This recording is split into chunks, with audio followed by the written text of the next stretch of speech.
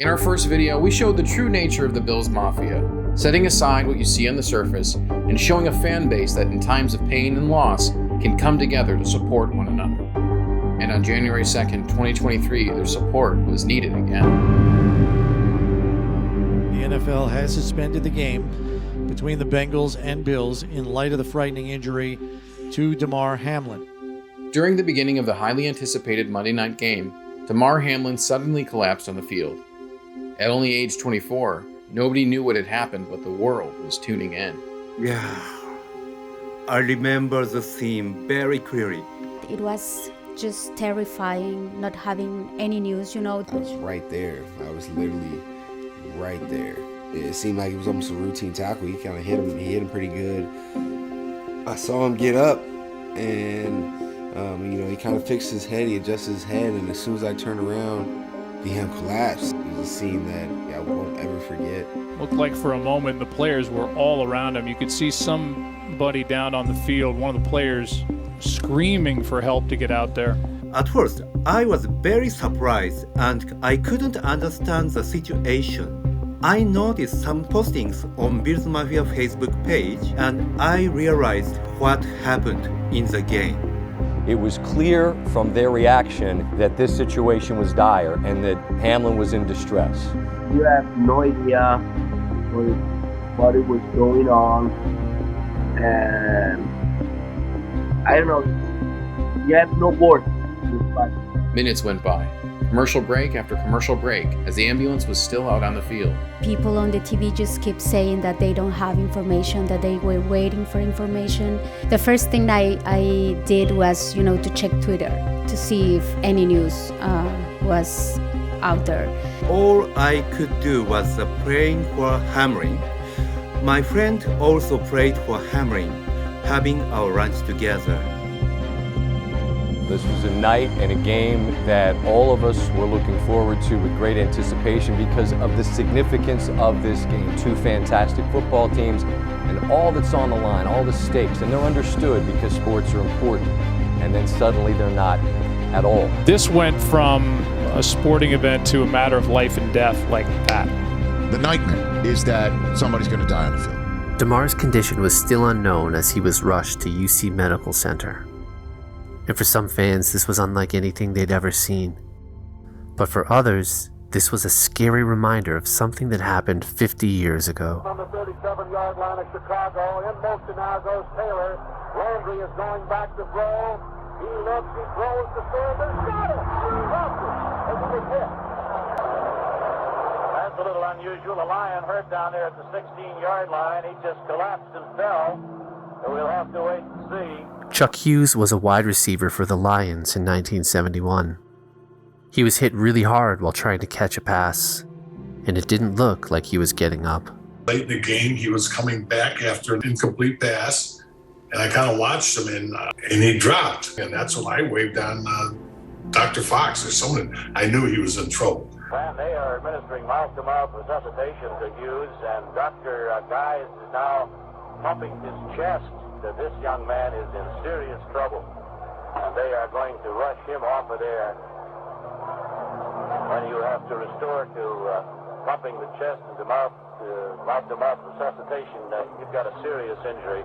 This doesn't look good at the moment, that's for sure. He didn't get up, and then they determined that he was dead when he hit the deck. Barry was a beat writer for the Detroit Free Press at the time and says he'll never forget that game, mainly because the Lions-Bears game in '71 continued as they carted Hughes' body off the field.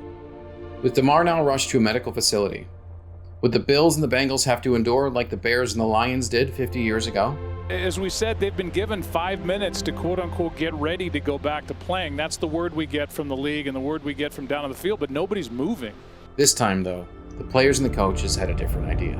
The first thing out of Sean's mouth is, I need to be at the hospital with Damar. That's kind of a no-brainer for everybody who's involved in that conversation to let's separate and let the NFL take the next steps, which they did. And now these players are going back to their locker rooms, and I assume they'll have a real frank discussion as to whether they want to go back out there and play this game tonight. Their teammate was just giving CPR on the field.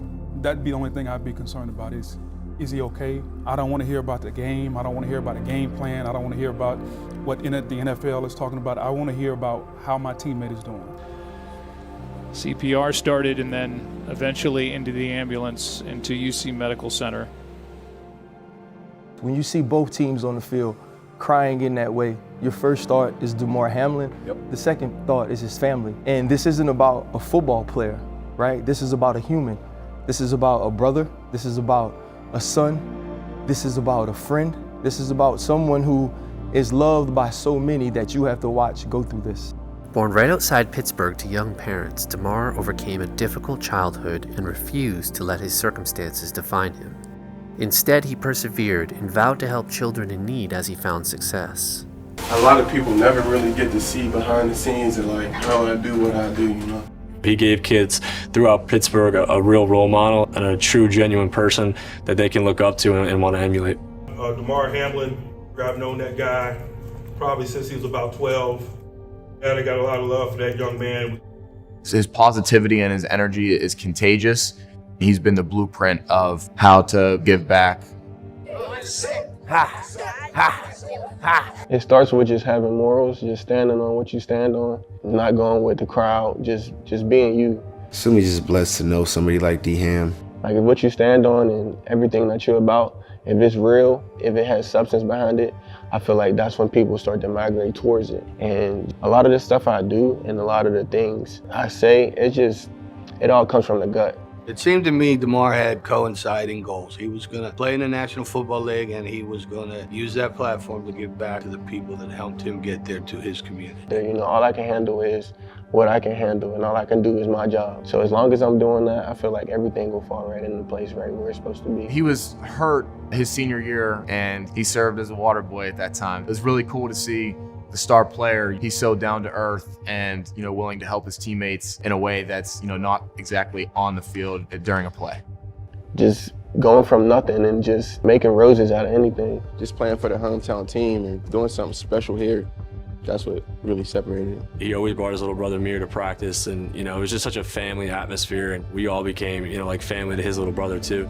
One quote I got from my old strength coach was, you can't be upset about the results you don't get from the work you didn't do. And that was like my freshman year that I heard that quote. That's something I still take with me today.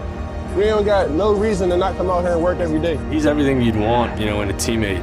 There's not a time where I could say he wasn't there when anyone needed him. I'm right where I'm supposed to be right now at the moment.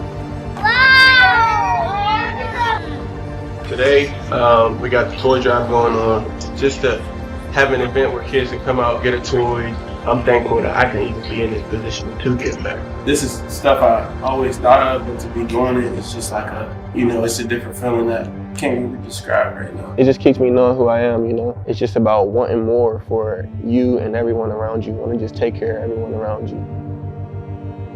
Is there a part of you that still kind of pinches yourself when you realize you not only have a college teammate, but a childhood friend running with you as a professional athlete? That's a pretty special, rare thing. Super busing. It's really like a situation I couldn't even imagine. Dane's really like a brother to me. Just having someone like Dane just being able to just play with me, it feels so surreal. Like I can't even describe it, but I cherish every second that I can, every second of every day. We just had our prayer, our DB prayer we do every Wednesday. Outside, he was next to me and I just grabbed his hand a little bit harder just because, you never know when like the last day could be that you getting to experience something like this.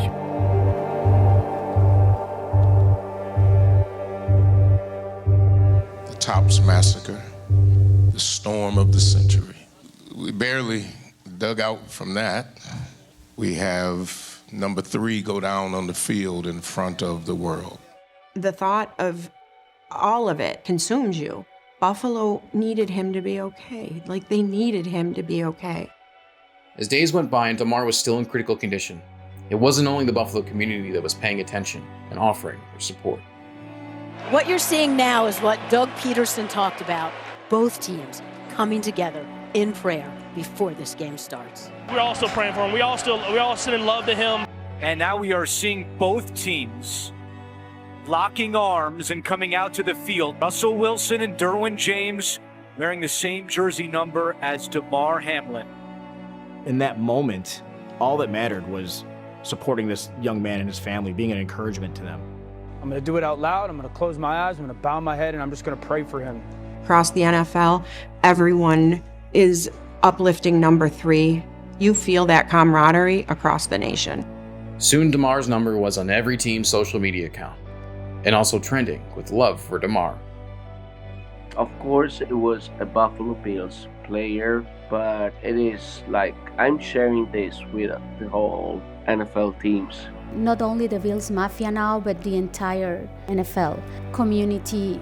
It was really, really overwhelming and amazing to witness this. The prayers for Hamlin united our hearts one, and it was the symbol of human love. And the love grew even more with donations to his charity, which far surpassed his initial goal and started living up to its name. His community toy drive has now raised $3 million. $4.75 million. That number keeps rising. Incredible to see. You've got players who donated, singers who donated, football teams, hell, even Tom Brady and Rudy Giuliani donated. So no matter what the background or occupation was, people were coming together just to see Damar pull through. It shows how many people that he touched throughout his career and his life. It shows you exactly the type of person he is and like the type of heart he has.